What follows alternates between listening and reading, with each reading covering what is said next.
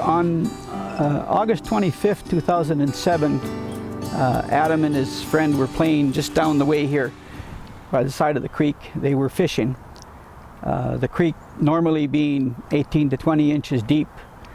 They were standing there with rubber boots on, and it had rained. We had had torrential rains for Friday and Saturday, and the day of the fatality we had over 30 milliliters of rain that morning, and some dam broke upstream, and we got a wall of water come down, and it caught Adam and pulled him into the culvert just down below here. Him and his buddy went through the culvert.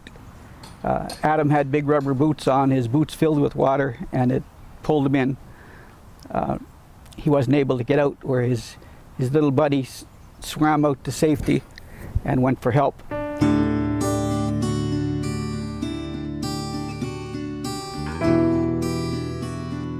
They wanted us to fence the whole creek in an attempt to circumvent another tragic drowning.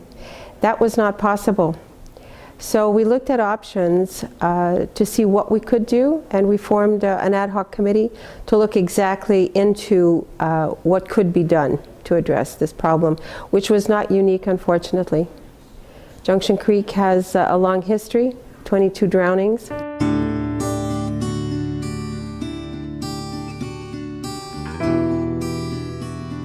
The program actually was designed with education in mind. The education is the key component here, because we wanted to build that psychological fence for the students and for the parents and for the teachers, so that the students would really understand the dangers of fast flow water.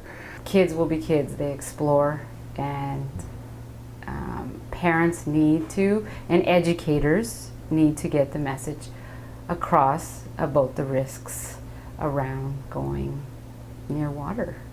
Educational materials presented in schools have a huge effect on children's behavior.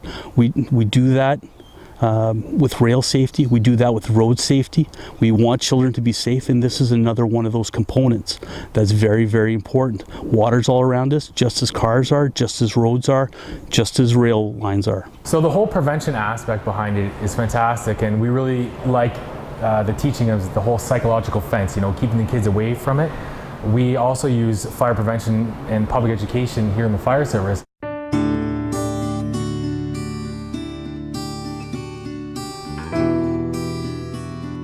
We know that safety is part of the curriculum, just like character education is, just like math is and language.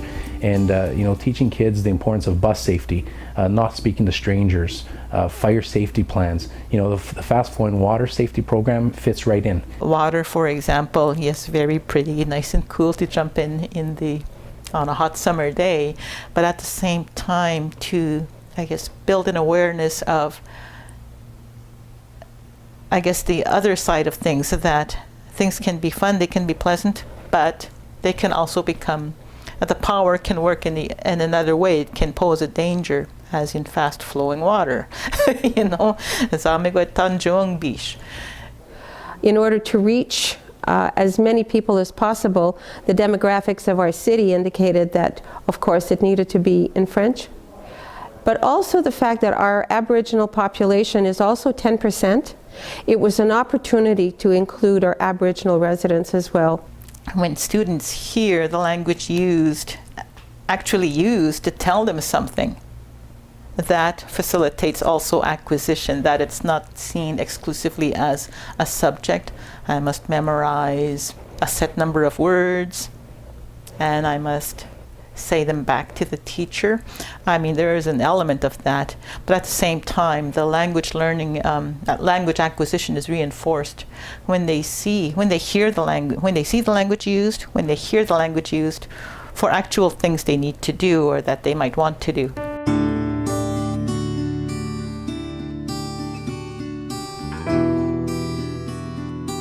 The program consists really of three pieces. One is the curriculum, and the curriculum is designed for the junior kindergarten to grade 8 students.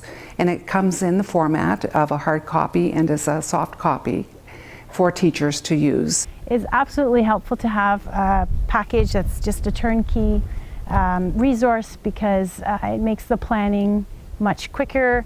It's a pleasure to use, and it hits all the curriculum objectives, and you can just grab it and use it.